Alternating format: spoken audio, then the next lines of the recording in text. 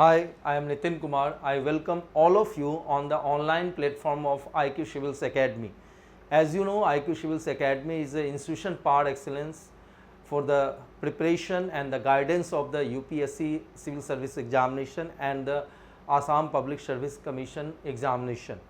So, in this current affairs program, every day I am going to discuss with you about the Hindu's editorial, and certainly the two editorials we are going to discuss today also, and beside that one or two articles related to the Indian Express. So before it's being late, let's start and see what is in our agenda today. So let's at first this is about the census is too important to be delayed for the political reason. So this particular issue is related to the GS paper second, and that is the polity part, and side by side we can connect it with the GS paper first, that is the geography also, and particularly the human geography. So let's see what is here. The editorial is saying the census is too important to be delayed for the political reason. So ये कहा जा रहा है कि census इतनी important है कि इसको आप पॉलिटिकल रीजंस के कारण से क्या नहीं कर सकते, डेफर नहीं कर सकते, बढ़ा नहीं सकते. Census collects population data that is crucial for the planning and development. So any census data is crucial for the planning and development, and the exercise is really devoid of the political intent or consequences. Since it is related to the planning and development, so this editorial is saying that it is always related to bit of political things also and intents also, and it has a political consequences also. So India has conducted the census every 10 years since 1881. So you have to remember this date, 1881. Every 10 years we have a census, but due to the corona or the COVID-19 in 2020, the decennial exercise for the 2021 census had to be postponed due to the COVID-19 pandemic. So it was not possible at that time, so it has been deferred. But the thing is that this pandemic is already over, okay, over, and even the economy is on the resilience path. So why there is a delay? So we have to understand the political background of this delay and what the advantage that the ruling dispensation can get it from the delayed census. So let's see. Restriction related to the pandemic have ceased, and state machinery is ready to start the exercise anytime. So even the state machinery, whether at the central level or the state level, they are actually ready to start the census. But the BJP government at the center continues to withhold the political clearance, but no political clearance has been given by the BJP led government at the central level to this census.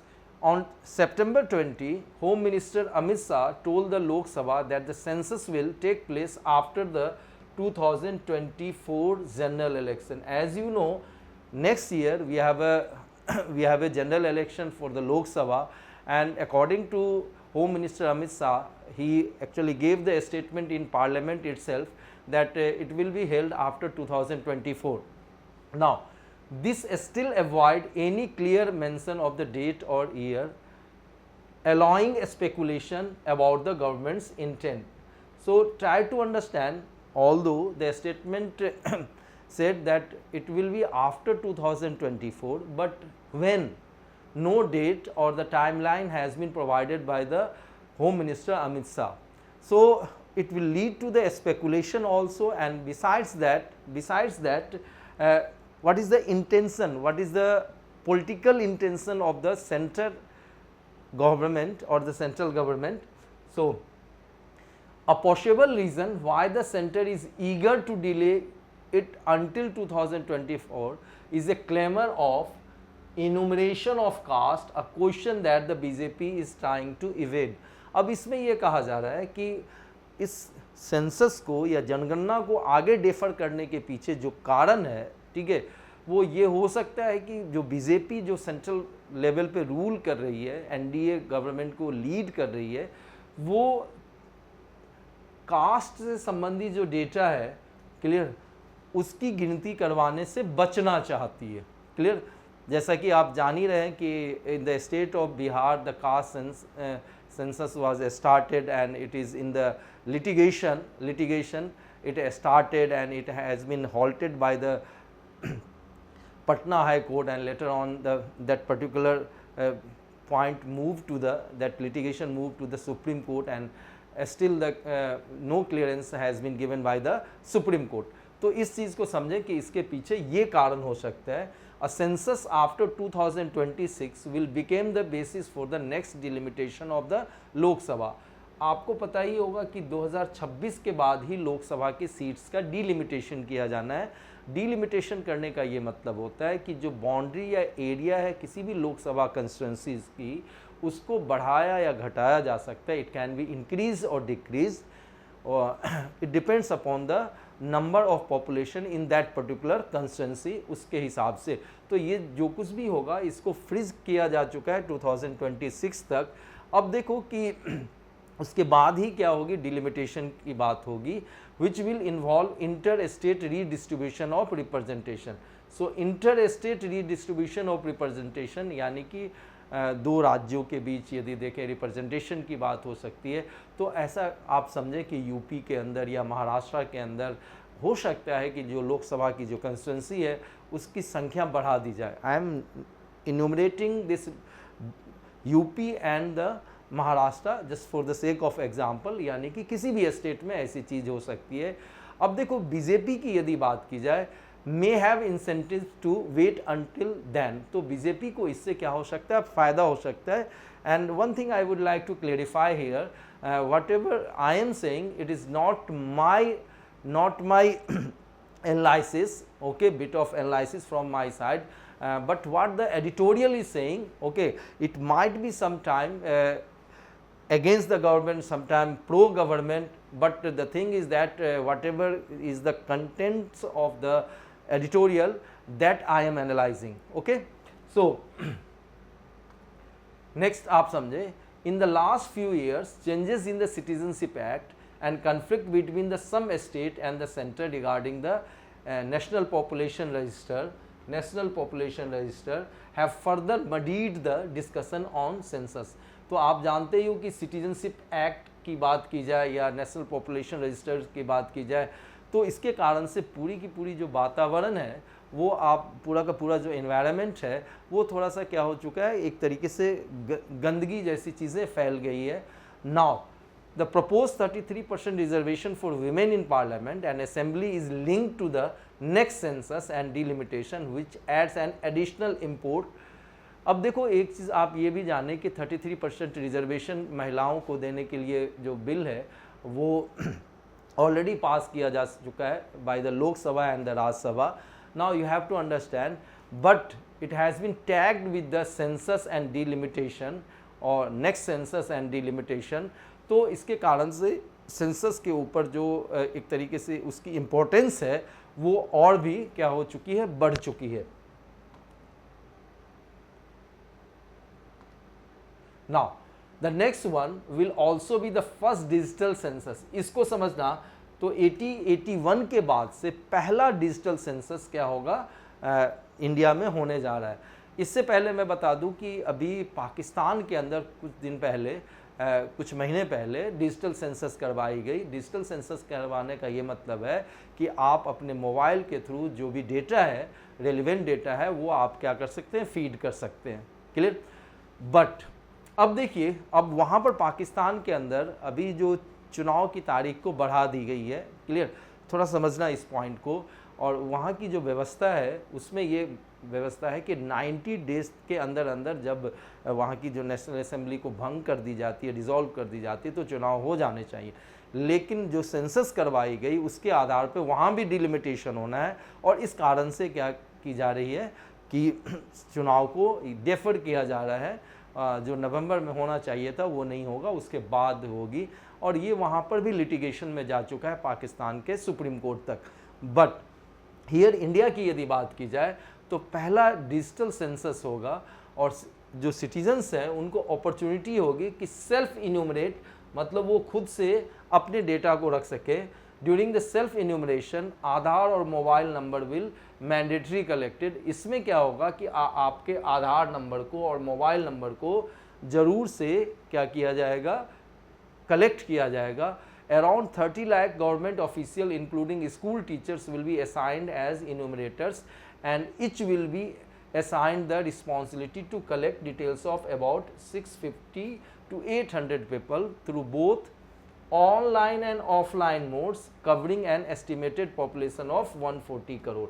अब इसमें ये समझे कि कहा यह जा रहा है कि करीब करीब 30 लाख 30 lakhs गवर्नमेंट ऑफिशियल्स और जिसके अंदर स्कूल टीचर्स भी होंगे, उनको इन्यूमरेटर यानी कि गणनाकर्ता के रूप में क्या किया जाएगा, उनको काम दी जाएगी। अब एक चीज़ ध्यान देना कि हर एक जो इन्यूमरेटर होंगे उनके पास 650 से लेके 800 पीपल तक की जो डेटा है वो कलेक्ट करने की रिस्पॉन्सिबिलिटी होगी। दोनों ही तरीके से कलेक्ट करना पड़ेगा, ऑफलाइन भी कलेक्ट करना पड़ेगा और ऑनलाइन भी कलेक्ट करना पड़ेगा। और इस हिसाब से देखें तो 140 करोड़ जो मान के चलें जो अभी इंडियंस हैं उनकी क्या हो पाएगी, जनगणना या सेंसस हो पाएगी। Now the normal course completion of both the phases of the census takes at least 11 month. तो जनरली इसमें कितना सेंसस में लग जाता है, तो 11 मंथ्स लग जाते हैं। लेकिन जो क्वालिटी और मैकेनिज्म है पॉपुलेशन लेवल का जो डेटा कलेक्ट किया जाएगा, यानी कि जो क्वालिटी डेटा की जो होगी और इसके कारण से और साथ में जो टेक्नोलॉजी हमारे साथ है, तो certainly we will be in a better position to collect the data. Okay, and editorial is saying that thanks to the technology, ठीक है, टेक्नोलॉजी से ये काम क्या हो पाएगा, थोड़ा जल्दी हो पाएगा। Now the registration of birth and deaths amendment act 2023। अब देखो कि ये जो एक्ट लाया गया, ठीक है, अमेंडमेंट का, किसका, birth and deaths amendment act 2023, जो कि 1 अक्टूबर से क्या हो जाएगा, लागू हो जाएगा। Will help centralized population registration, और इसके कारण से क्या होगा, सेंट्रलाइज्ड पॉपुलेशन रजिस्टर होगा, इलेक्टरल रजिस्टर होगा, Aadhaar, ration card, passport, driving licence, database, इन सबों को क्या किया जाएगा, इनकॉर्पोरेट किया जाएगा। तो ये फ़ायदा होने जा रहा है इस एक्ट के कारण से। Now the centrally store data will be update real time, और जो सेंट्रली स्टोर डेटा है रियल टाइम में, यानी कि किसी का बर्थ हुआ तो वो भी अपडेट होगा, किसी की डेथ हुई तो वो भी अपने आप डेटा वहाँ से क्या हो जाएगा, डिलीट हो जाएगा। क्लियर, ये इस चीज़ का ध्यान रखना है। Rather than trying to weaponize categorization and counting of the people, मतलब राजनीतिक कारण से, पॉलिटिकल रीजन से इसको वेपन की तरह यूज़ नहीं किया जाना चाहिए। What the editorial is saying that the ruling dispensation at the central level shouldn't use this census data और census exercise for their own political purpose. ये गलत होगा। The government must take state and the parties into confidence on all the issues around the census.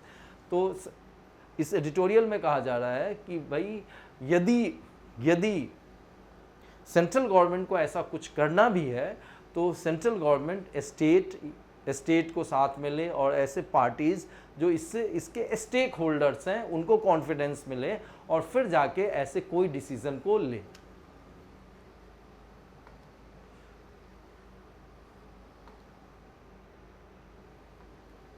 Now we have another piece of editorial here and this is certainly related to the IR, जो आपके किसके IR से जाके क्या होगा, connect होगा।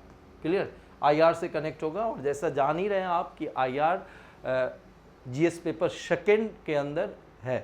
Clear, तो इसमें एक्चुअली जो बाइडेन है अमेरिकन प्रेसिडेंट, उनके ऊपर इम्पीचमेंट की बात की जा रही है, ठीक है, एंड अटेम्प्ट की जा रही है। This editorial is related to that, और उसके क्या इम्प्लीकेशंस हो सकते हैं वहाँ के पॉलिटिकल सिनेरियो में, वो चर्चा है। ठीक है, मैं आपको बता दूं कि आप द हिंदू के एडिटोरियल को यदि देखोगे, we have a 12 editorial in a week, तो at least 5 to 6 I am saying will be related to the international relations. So certainly the international relations issues are very hot topic, not only into your mains examination but also at the interview level. You can expect question, so you should keep eye on whatever development at the international level. तो समझे इसमें क्या दिया गया, the attempt to impeach the Biden might backfire against the Republicans. Clear. तो एक चीज़ तो आप ये जानो कि जो बाइडेन जो है वो डेमोक्रेट पार्टी से हैं और दूसरी तरफ जो ट्रंप हुआ करते थे वो रिपब्लिकन से थे. तो अब देखिए कि भाई रिपब्लिकन्स की यदि बात की जाए, जो कि वहाँ के जो लोअर हाउस है, हाउस ऑफ रिप्रेजेंटेटिव में उनके पास क्या है, मेजॉरिटी है, ध्यान देना. और चूंकि वहाँ पर प्रेसिडेंशियल सिस्टम है तो वहाँ पर प्रेसिडेंट का अपने पोस्ट पे बने रहना मेजॉरिटी पे डिपेंड नहीं करता है, वहाँ के संसद पे. ठीक है, समझिए, जिसको कि कांग्रेस कहा जाता है यूएसए के अंदर. और हाउस ऑफ रिप्रेजेंटेटिव लोअर क्या है, हाउस है, एंड अपर हाउस क्या है, सीनेट है. ध्यान देना. तो कोशिश ये की गई है रिपब्लिकन के द्वारा, the attempt to impeach the Biden might backfire against the Republican. और ये हो सकता है कि भाई रिपब्लिकन के ऊपर ही क्या हो जाए, बैकफायर करे. मतलब उल्टा जो पॉलिटिकल माइलेज रिपब्लिकन लेना चाह रही है इस पूरे अटेम्प्ट से, उल्टा ये हो सकता है इट कैन बी बुमरैंग, उनके ऊपर ही पड़ जाए. ठीक है.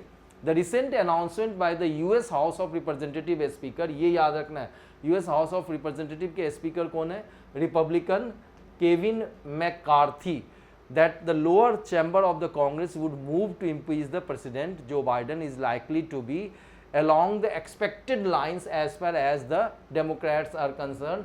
तो जहाँ तक डेमोक्रेट्स का कंसर्न है, उनको ये पता है कि भाई ये कोशिश करेंगे कहीं ना कहीं जो बाइडेन के इमेज को मेलाइन करने का, जिससे कि अगले प्रेसिडेंट के इलेक्शन में डेमोक्रेट्स के कैंडिडेट को हराया जा सके, डिफीट किया जा सके.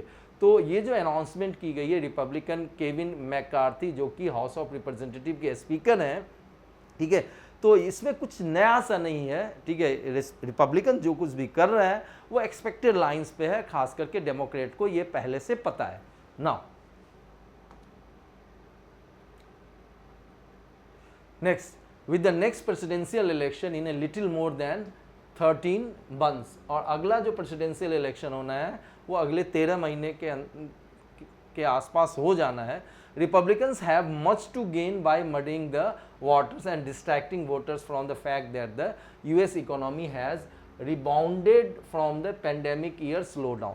अब देखो, रिपब्लिकन यदि उस पूरे वातावरण को, इन्वायरमेंट को यदि क्या करती है, गंदा कर देती है, तो कहीं ना कहीं जो वोटर्स हैं उसका ध्यान इस चीज़ से डिस्ट्रैक्ट कर पाएंगे कि भाई पेंडेमिक के बाद से जो यूएस की इकोनॉमी है वो किस पे है, रिवाइवल के पाथ पे है. It is on the revival path. Now amidst the dearth of the obvious political targets within the democratic machinery, Mr. McCarthy has chosen to go after the president's son. तो कहा यह जा रहा है कि भाई समझे इस चीज़ को कि डेमोक्रेटिक पार्टी के अंदर और पूरी मशीनरी की यदि बात की जाए तो वहाँ पर कोई टारगेट तो इनको मिल नहीं रहा है. किसको, रिपब्लिकन्स को.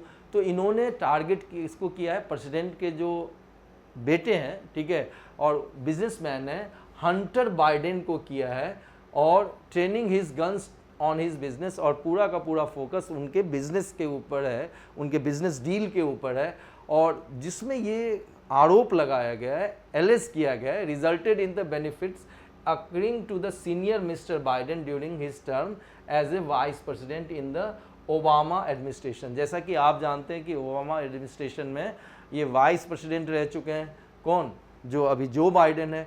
तो ये कहा जा रहा है कि इसका फ़ायदा जो बिजनेस डीलिंग की गई उस समय हंटर बाइडेन के द्वारा, जो कि बिजनेसमैन है और जो बाइडेन के बेटे हैं, उसका फ़ायदा वाइस प्रेसिडेंट रहते हुए किसको मिला था, तो जो बाइडेन को मिला था. और जो बाइडेन बराक ओबामा के समय में, जो उस समय के प्रेसिडेंट थे, उस समय वो वाइस प्रेसिडेंट हुआ करते थे, और आज की तारीख में जो बाइडेन क्या है, प्रेसिडेंट है. Now the house majority case against the Biden can appears to be tenuous. ठीक है, तो अब देखो हाउस के अंदर यदि आप देखें तो मतलब ये बहुत ज़्यादा चल नहीं पाएगा। क्लियर। जहाँ तक मेमोरेंडम का सवाल है, ठीक है, with regard to the August memorandum of the house oversight committee, house की जो ओवरसाइट कमेटी है वो क्या कह रही है, उसने ये एलेज किया है मिस्टर बाइडेन को और उनके एसोसिएट्स को कि उनको क्या दिया गया, फॉरेन सोर्सेज से कितने दिए गए, 20 मिलियन US डॉलर दिए गए। Clear. The chair of the very same committee Republican James corner considered, ठीक है, और उस कमिटी के रिपब्लिकन जो चेयरमैन है जेम्स कॉर्नर, उन्होंने ये कहा कि भाई हाल फिलहाल में recently that A scrutiny of the bank record did not yield evidence, यानी कि बैंक रिकॉर्ड का जो स्क्रूटनी किया गया तो उसमें ऐसे कोई एविडेंस नहीं मिलेंगे। मतलब इनके ऊपर क्या लगाया जा रहा है, फालतू के एलिगेशन लगाए जा रहे हैं, ठीक है, and only due to the political reason. Now similarly allegation that the Biden brand was used to peddle influence in the business, और साथ में ये भी कहा गया कि जो बाइडेन का नाम या ब्रांड का नाम यूज़ किया गया है किसके द्वारा, ठीक है, कि बाइडेन के बेटे हंटर बाइडेन के द्वारा, जिससे कि वो बिजनेस में क्या ले पाएँ, फेवर ले पाएँ, और वो भी मतलब जांच में सही नहीं पाया गया। कहाँ पर, स्टैंडिंग कमेटी की जब स्क्रूटनी होती है। क्लियर। और ऐसा कहा गया किसमें, कांग्रेस के इंटीग्रिटी प्रोजेक्ट, क्लियर, अ डेमोक्रेट अलाइंड वॉचडॉग ग्रुप, जो कि डेमोक्रेट से जुड़ी हुई एक क्या है, वॉचडॉग ग्रुप है, उनके द्वारा ऐसा कहा गया। क्लियर। मतलब आरोपों में कोई दमखम नहीं है। Clear. Finally claims based on the unverified FBI tip, ठीक है। तो जैसे इंडिया में CBI है वैसे ही वहाँ पर क्या है, फेडरल ब्यूरो ऑफ इन्वेस्टिगेशन है। बोला गया कि वहाँ से हमें कुछ खबर मिली है और वो अनवेरीफाइड है, वेरीफाइड नहीं है, और जिसमें कहा गया कि mister Biden paid off prosecutor to end the inquiry into the Burisma, कि भाई मिस्टर बाइडेन ने क्या किया है कि भाई जो प्रोसिक्यूटर्स हैं, क्लियर, वो जो इंक्वायरी कर रहे थे उसको रोकने के लिए इन्होंने कुछ पैसे दिए हैं, और किसको, बुरिज्मा की यदि बात की जाए, और बुरिज्मा क्या है, यूक्रेन की एक एनर्जी फर्म है। Clear.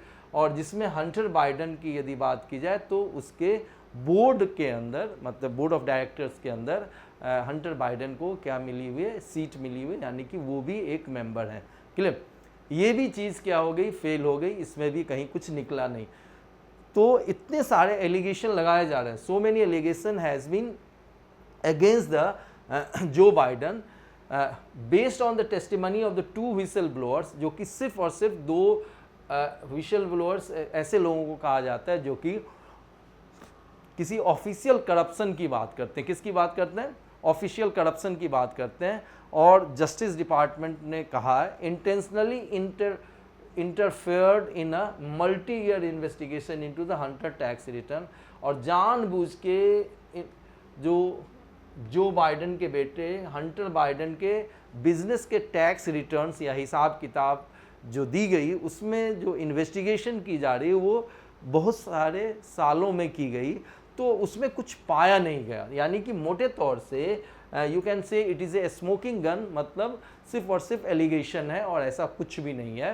Clear. Now even if mister McCarthy manage to drag mister Biden through a full impeachment, मान लो कि मिस्टर मैकार्थी जो रिपब्लिकन हैं और जो स्पीकर हैं हाउस ऑफ रिप्रेजेंटेटिव के, वो मिस्टर बाइडेन के ऊपर फुल इम्पीचमेंट कर भी पाएँ, और मिस्टर बाइडेन की यदि बात की जाए तो 46 प्रेसिडेंट है, लेकिन जैसे ही वो इम्पीचमेंट की मोशन सीनेट में जाएगी तो वहाँ पर वो क्या हो जाएगा भाई, एक्विट हो जाएंगे।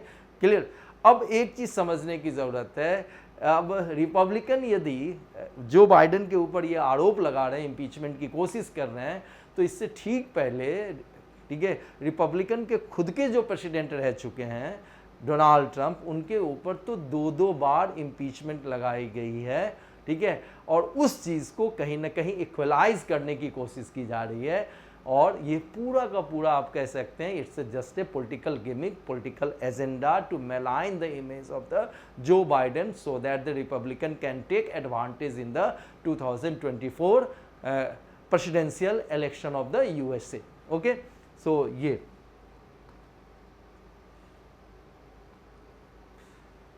So perhaps in a bid to seek a false equivalence to the dubious record and in hope that the dampening the voter support for the Democrat, जिससे कि वोटर्स के सपोर्ट क्या हो पाए, डेमोक्रेट को कम मिल पाए.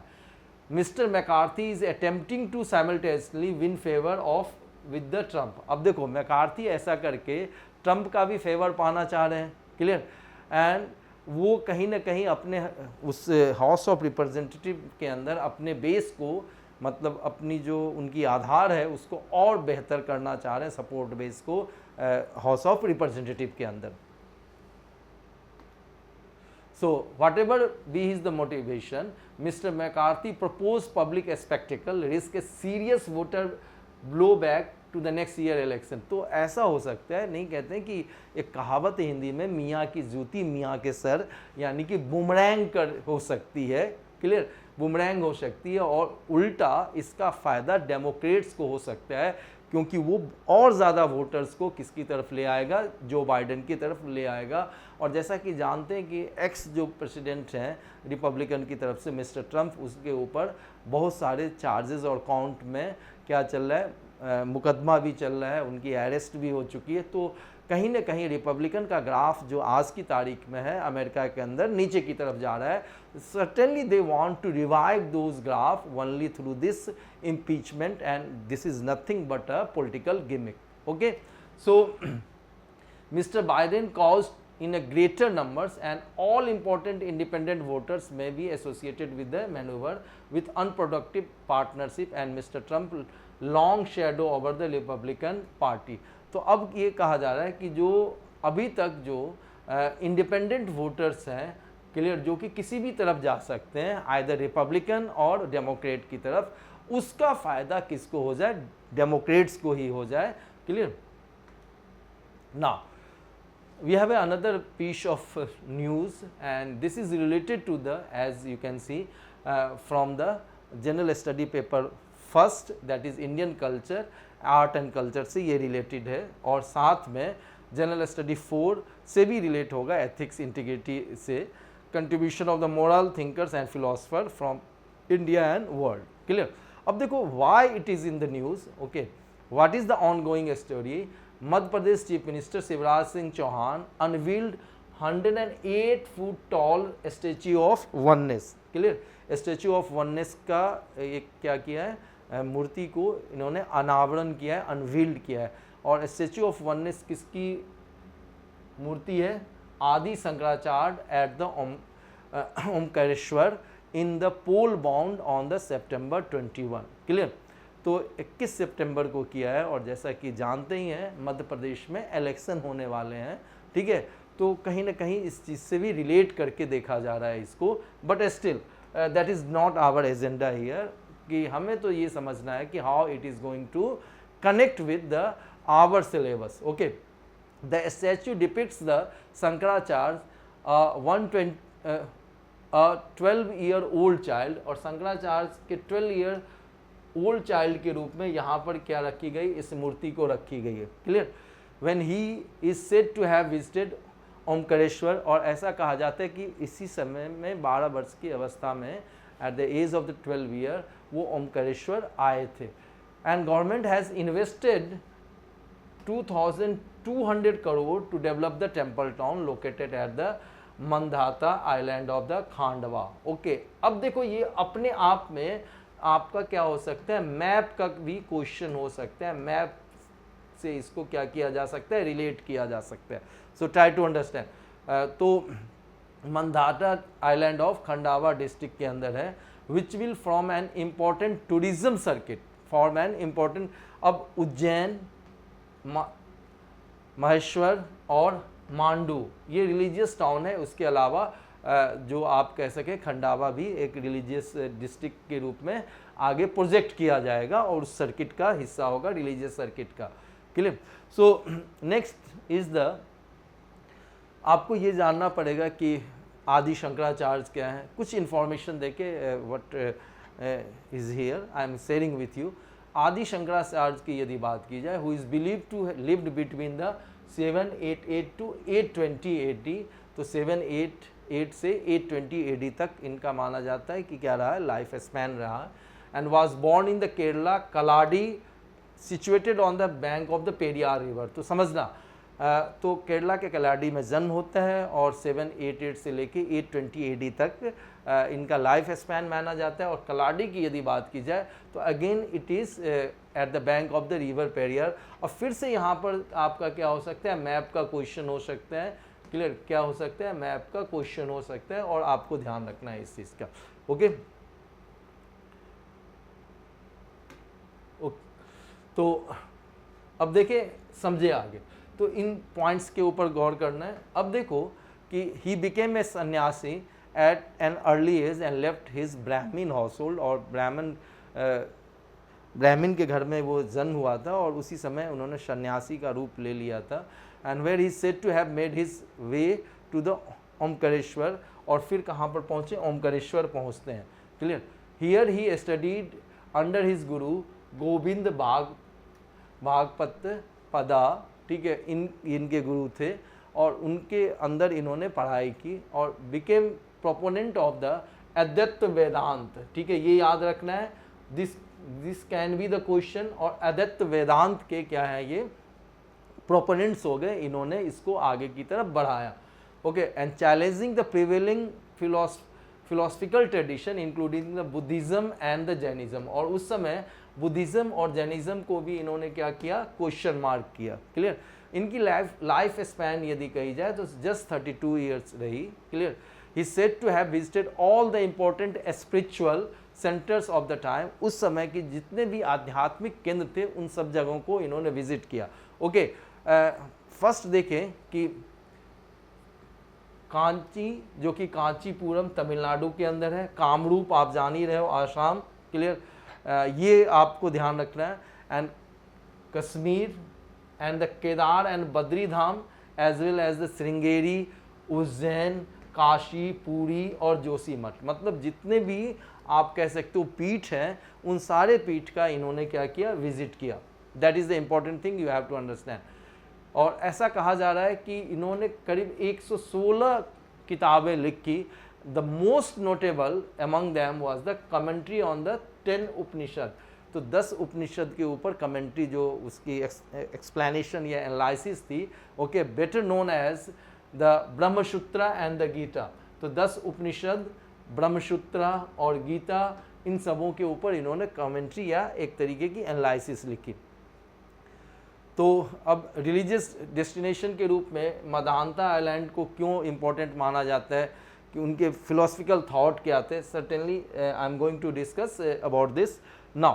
तो अब देखिए कि Adi Shankaracharya, how relevant he is right now. Okay, Adi Shankaracharya India's national philosopher, why is called as a national philosopher of India. Okay, what is the Vedanta, Vedanta क्या होती है। क्लियर, और the system which the Shankara is most closely associated, जिसके साथ शंकरा को, एक system है जिसके साथ शंकरा को बिल्कुल एसोसिएट किया जाता है। नाउ सो सबसे पहली बात जो इसमें कहा जा रहा है कि जैसा कि हम जानते हैं, जो नोमेक्लेचर कहता है, नाम कहता है, वेदांता और उपनिषद। ठीक है, वेदांत की यदि बात की जाए या उपनिषद की बात की जाए तो it's a end of Vedas. Vedanta, Veda plus अंत। Okay, that is the end of the Vedas. Vedanta represent the combination of the vast Vedic thought. और यहाँ पर वेदांत पे जो वास्ट वैदिक थॉट है वो खत्म हो जाती है। और वेदास की यदि बात की जाए तो it is a polytheistic. Poly means many, theo means god. Clear, और स्टिक मीन्स द वे।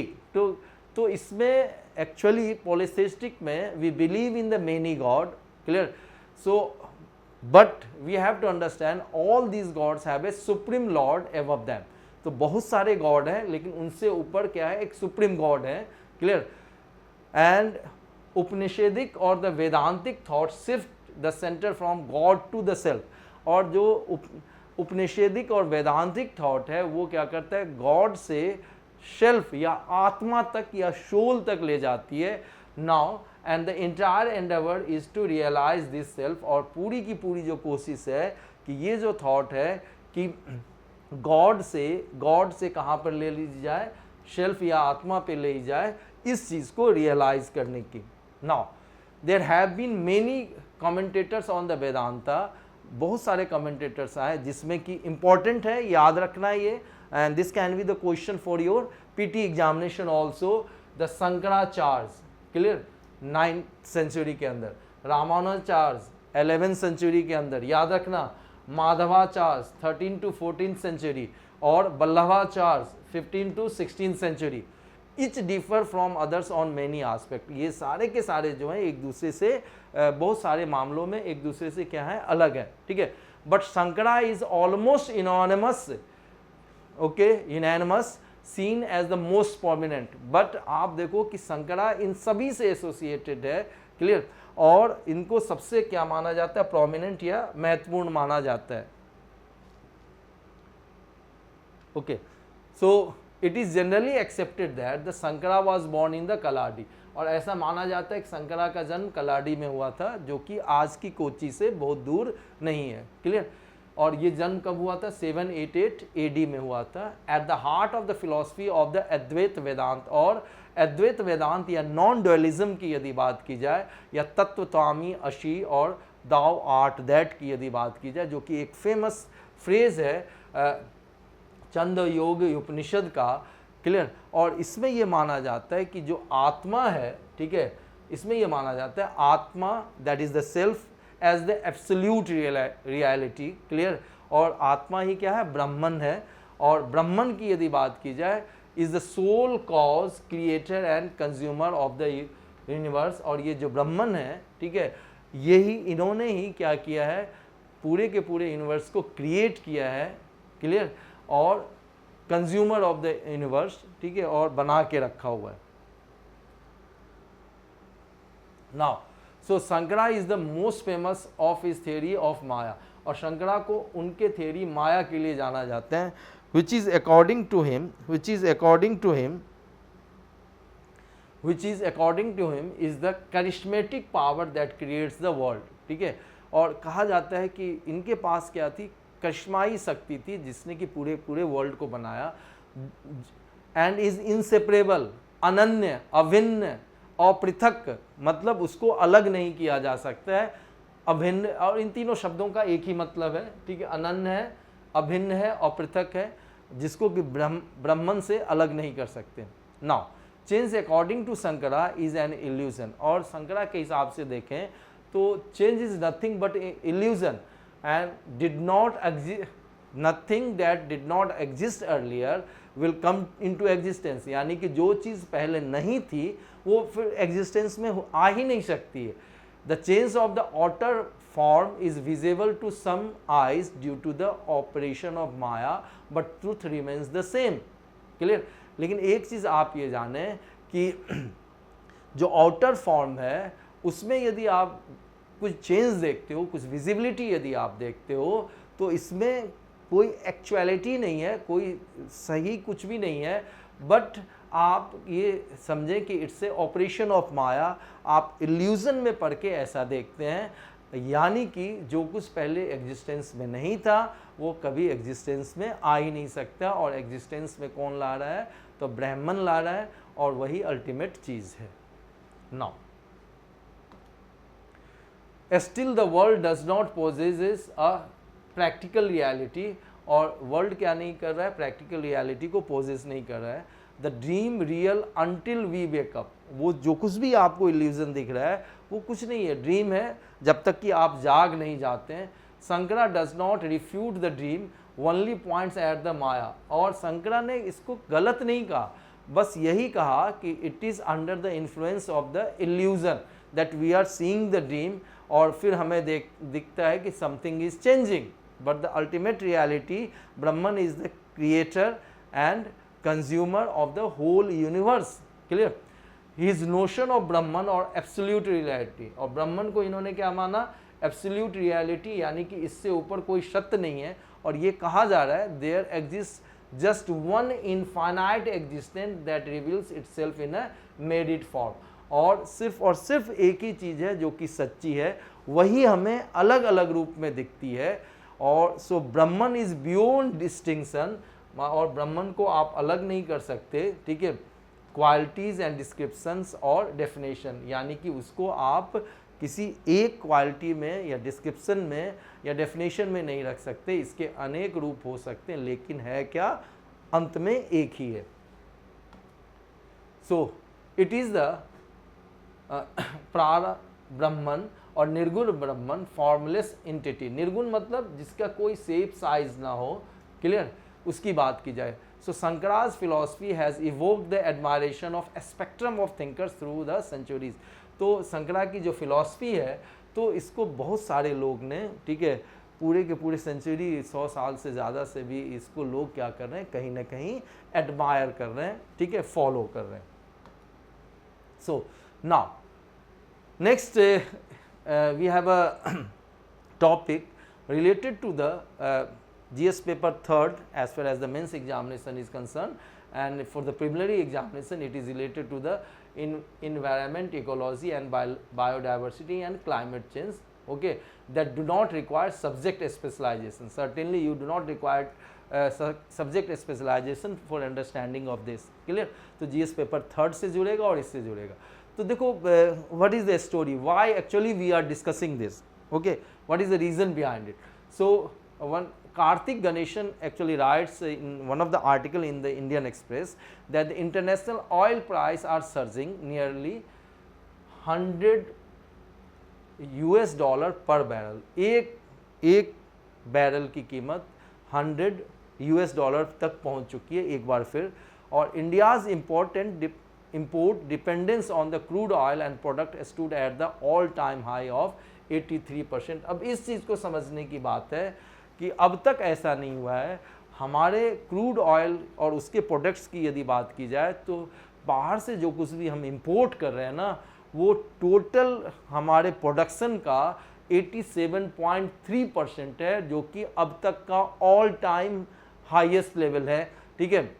और ऐसा फाइनेंशियल ईयर 2023 की बात की जा रही है, and 25.8% of the countries import bill, और जितना भी इंपोर्ट पे हम खर्च करते हैं उसका 25.8% सिर्फ और सिर्फ क्रूड ऑयल को बाहर से मंगवाने पे हम क्या कर रहे हैं, खर्च कर रहे हैं, we are spending now. So certainly we are going to discuss about this global biofuels alliance, clear. तो actually who launch the global biofuels alliance, who are the members of the global biofuel alliance, ये समझने की ज़रूरत है। अब देखिए, now global biofuel alliance was formally launched by our Prime Minister Narendra Modi in the presence of the G20 leaders, okay, and the partner countries in the summit held in Delhi, New Delhi। तो एक चीज़ समझिए कि it was in existence but it was formally launched in the G20 meeting held in India, that is in the New Delhi। The GBA has been in a work for some time, ये थोड़े समय से काम कर ही रहा था, और इसकी जो की इनिशिएटिव प्रायोरिटी है वो कहाँ शुरू होती है, तो G20 के मीटिंग से शुरू होती है, क्लियर।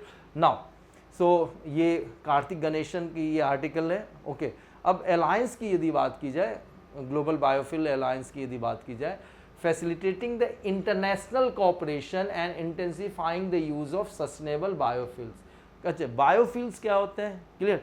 बायोफ्यूल्स के अंदर जो एक्चुअल फ्यूल है उसमें आप क्या करते हैं, एथेनॉल को मिला देते हैं, ठीक है, जो कि कहीं ना कहीं बाय प्रोडक्ट होता है जब आप शुगर की प्रोडक्शन करते हैं और इन चीज़ों से, तो उसको मिला के क्या किया जाता है, जो पेट्रोल में जो कंटेंट है कार्बन के, उसके कंटेंट को कम किया जाता है, along with the facilitating the global biofuel trade.